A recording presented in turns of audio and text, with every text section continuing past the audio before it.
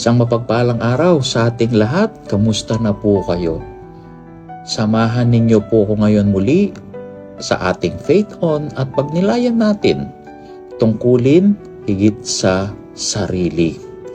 Sa bawat hakbang ng isang pulis palabas ng tahanan, dalangin ang kaligtasan, hindi lang para sa sarili, kundi para sa bayan.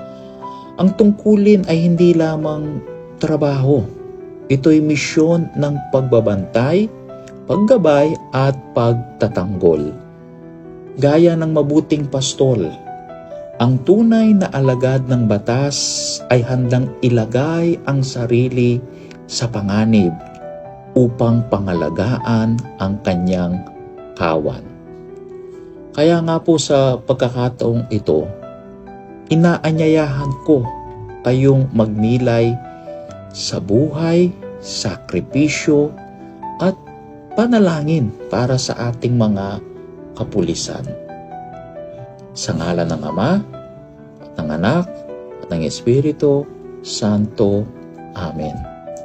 Panginoon, Ikaw ang aming mabuting pastol.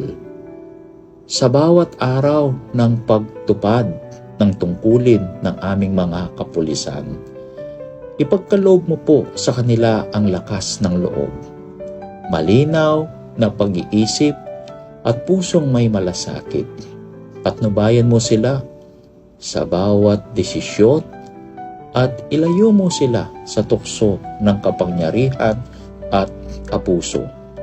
Pagpalain mo ang kanilang mga pamilya ng kapanatagan habang sila'y nasa serbisyo, naway ang ating mga kapulisan ay maging tunay na tagapagtaguyod ng katarungan, kaayusan at kapayapaan sa aming bayan.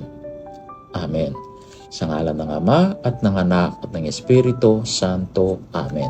Tulad ng mabuting pastol na hindi mag-aatubiling ialay ang sarili para sa kawan, naway ganito rin ang maging diwa ng bawat membro ng ating kapulisan. Sabi nga po sa John chapter 10 verse 11, I am the good shepherd. The good shepherd lays down his life for the sheep.